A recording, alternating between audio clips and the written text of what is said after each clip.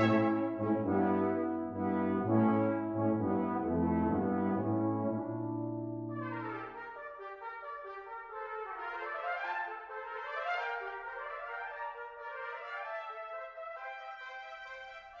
everyone, I'm Dave from Onyx Brass and I'm here with my tuba and I want to show you a few things. So first of all, the range of the tuba, if you consider a B flat on the second line up of the bass clef as a sort of fairly middly point, this note.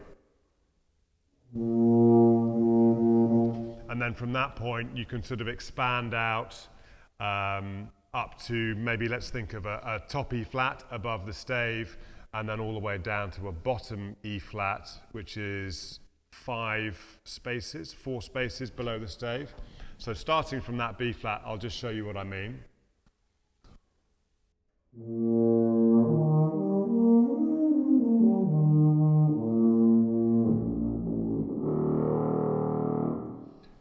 That B flat is the kind of middling point, and you can really comfortably, I would say as a professional or a good amateur, go up to the top E flat and go down to the bottom E flat as well. That's because this is an instrument in E flat, and this is probably the instrument that most UK tuba players will be playing on.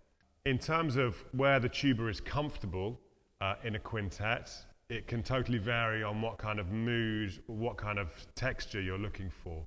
If you're looking for nice gentle chords between the 5 players, or maybe 4 players if someone is having a couple of bars rest, then really I would say anything from that B flat downwards.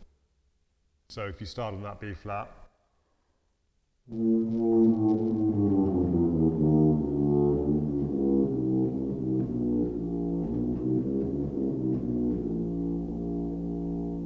so that was an octave range really, the middle B flat down to the bottom B flat.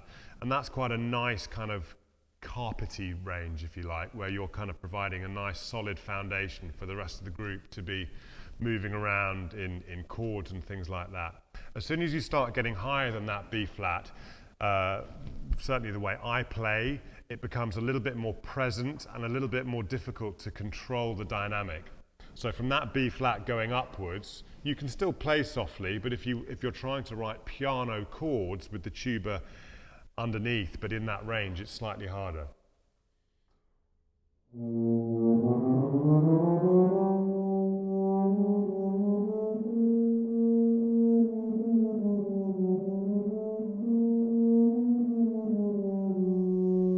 So it can still sound quite nice, hopefully, and quite wholesome, but it's much more difficult to control the quieter dynamics.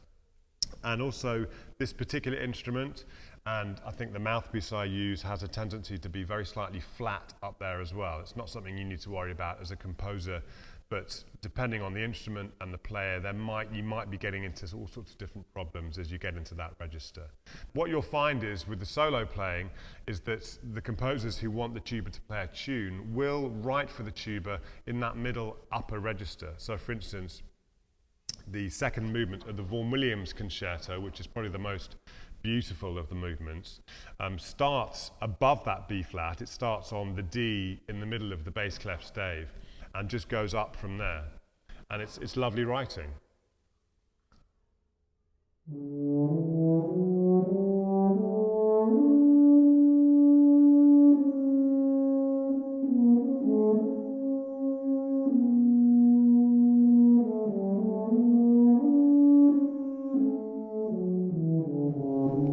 So that's just the beginning, and you can hear in that register the tuba really sings. It can really sing in that register.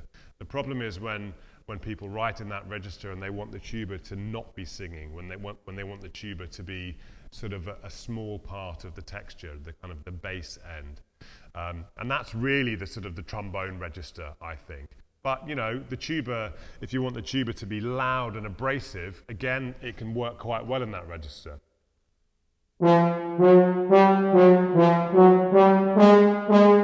So in that register, when the tuba really wants to go for it, it can be very overpowering and very dominant.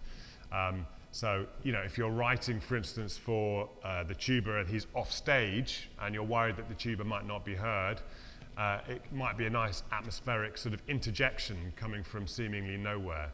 But otherwise, when you go down in the register, the tuba can be quite grovelly and growly, and again can be part of a nice kind of chord texture, but can also be quite sort of solo-y. For instance, in the Ring Cycle by Wagner, the dragon was portrayed by the tuba in that very, very low, grovelly register.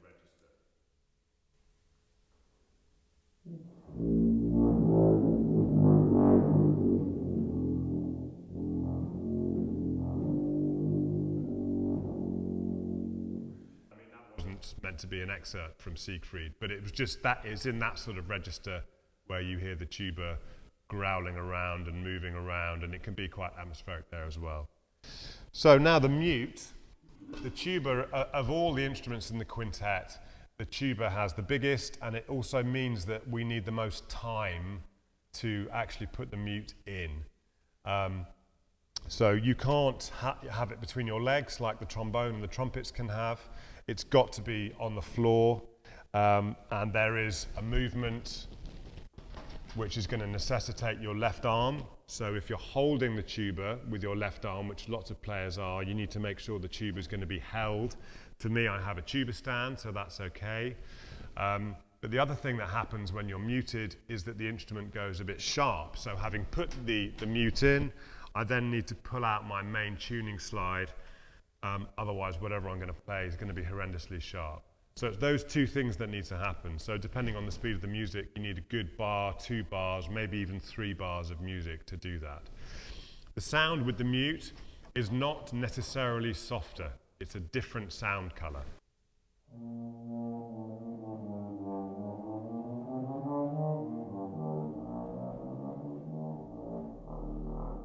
I would say that it's a slightly harsher sound. So some people think that the mutes are going to make a softer sound, but I would say it's a harsher sound.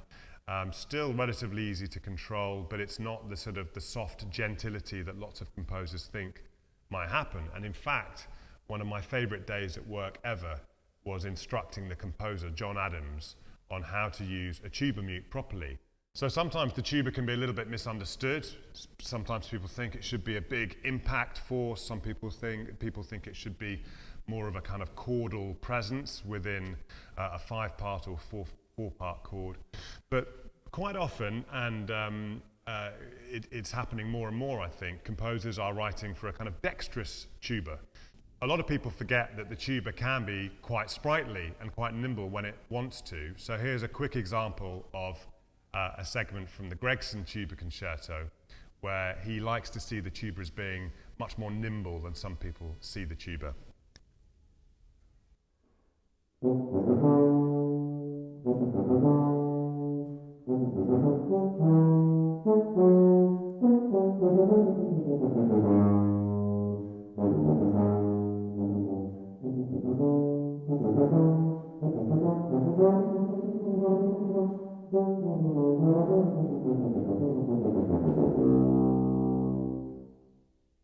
So within the quintet, you know, composers should and do write in all sorts of different ways. And, you know, depending on what sort of mood you want to create or what sort of feel you want to get from the group, the tuba is going to sit in a particular place. When we first got together as a group nearly 30 years ago, we rehearsed very often using motets, and very often what worked well was taking a 4-part motet so that one person always had some rest while the other people were playing. And of course, it sits pretty well, soprano, alto, tenor, bass, the tuba sits on the bass line. I mean, that was great for rehearsal, and it was great for playing together and playing in tune nicely together. But in its way, it's quite restrictive. You might want to see the tuba as being able to move slightly in and out of that particular range, that vocal range, depending on what mood you want. So as we talked, the very grovelly end can create a particular kind of mood, certainly when it's got the trombone maybe in octaves with it, or certainly spaced quite far apart from it. And you'll hear in the Arnold Quintet that we're going to play for you that Malcolm Arnold likes to group the tuba with the French horn quite a lot together, and he sees them very much as a pair in the same way as he sometimes likes to pair the trumpets up together.